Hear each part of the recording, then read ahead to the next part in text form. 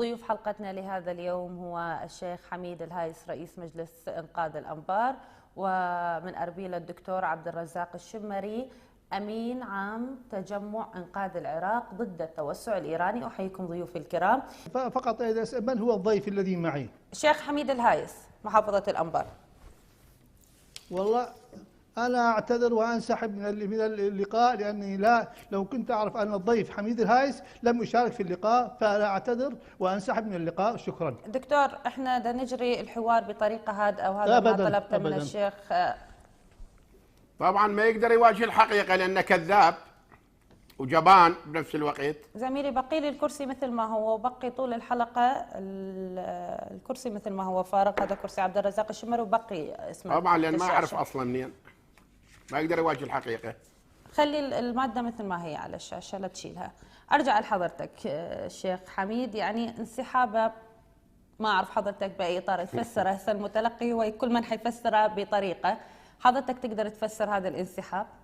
لأن لا يستطيع مواجهة الحقيقة. لا، رجل باني حياته على الكذب والدجل والشعوذة، وباني حياته على الأوهام، وباني حياته إنسان لوقي منافق ما يملك من الرجولة قيد شعرة واحدة. كنا بالجنة وهيج نماذج ويانا، لا بالله جهنم بالسيف أحسن منزلي. هو وجماعته وقادة ما يسمى الاعتصام وقادة غيره.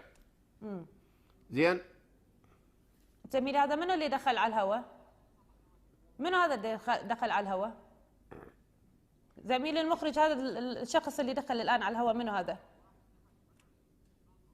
إذا كان من أتباع عبد الرزاق الشمري اربطه على الهواء. إذا كان من أتباع عبد الرزاق الشمري اربطوه مرباط زين والله. ابنه شنو دور ابنه على مود يظهر على الهواء؟ رجع وخليه على الهواء، رجع وخليه على الهواء. ما اعرف هاي شو طبيعه الحلقه هاي شيخ. هاي تربيتهم يعني. هاي تربيتهم. اعتذر من المشاهدين، حلقه هاي غريبه. تربيه الارهابيين والسرسريه والسيبنديه، ذولا مجالس السرسريه. عينك اتسحرتي ما تعرفينهم الله يخليك. والله اول مره تمر علي حلقه لا خلها تعودي عليهم ذولا، بس ناس ما مؤدبين. مخرج راح يفوت ابنه، خلينا نستمع له ايش راح يقول. دخله يلا. طبلشي والعرس لبنه. شلون؟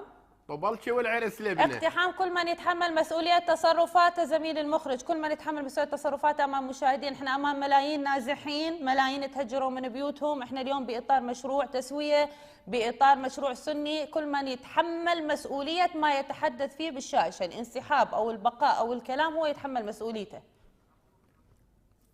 أبوه رفض، عبد الرزاق الشمري يرفض أنه ابنه يرجع على الكرسي ويقول اللي قاله قبل قليل لحد ما يفوت. والله شو حدثك عن هاي الأوادم اللي شفتيها بعينيك؟ هذول تتأملين منهم خير للبلد؟ هذول ما عندهم استعداد الحوار، تأملين منهم خير للبلد؟ مش صالحين؟ نعم نحن متصالحين ومتفقين. لحظة شيخ حميد نسمع صوته. خلي يوصل الصوت. لا خلي يوصل الصوت. بلغ ما عوفي كلمتي. عوفي ويا أرعن يا ساقط.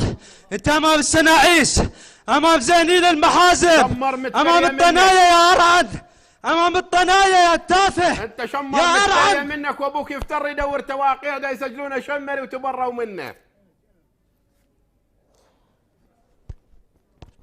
شمر متبرية منكم، ابوك يدور تواقيع. والله اكسر راسك، اقطع لسانك يا ساقط يا ابو البلاد. انت جبان وعار ابو المكسرات. انت ساقط اخلاقيا معروف، ابو الملاهي. اشرف منك الملاهي. والله اقطع كسر اللي يرقصن على السياشات اشرف منك ومن جماعتك. اللي يرقصن على السياشات اشرف منك ومن جماعتك. خلقيا زمر ابنك يا عجوز.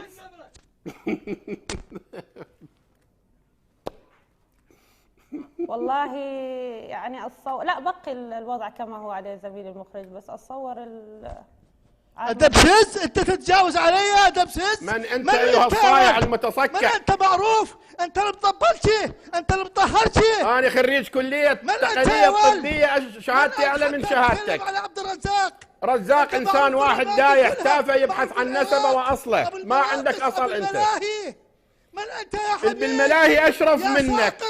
يا ادم سس بالملاهي اشرف منك يا تافه، من طاح حظك وحظ شيباتك. ايه هاي المسؤوليه كل ما حصل. الملاهي اشرف منك. اللي يرقصن بالملاهي اشرف منك.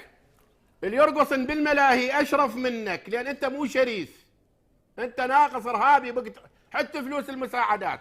الله يساعد النازحين، والله يساعد المحافظة هاي، والله يساعدك يا عبادي، والله يساعدكم يا شيوخ الأنبار، والله يساعد الدول اللي تريد تيجي تدعم الأنبار، والله يساعد الأمريكان اللي جايين يريدون يعيدون إعمار هاي المحافظة. يعني ما أعرف أنا المتلقي ايش يشوف هسه، ما أعرف شوف شيء. فيلم هندي. الحكي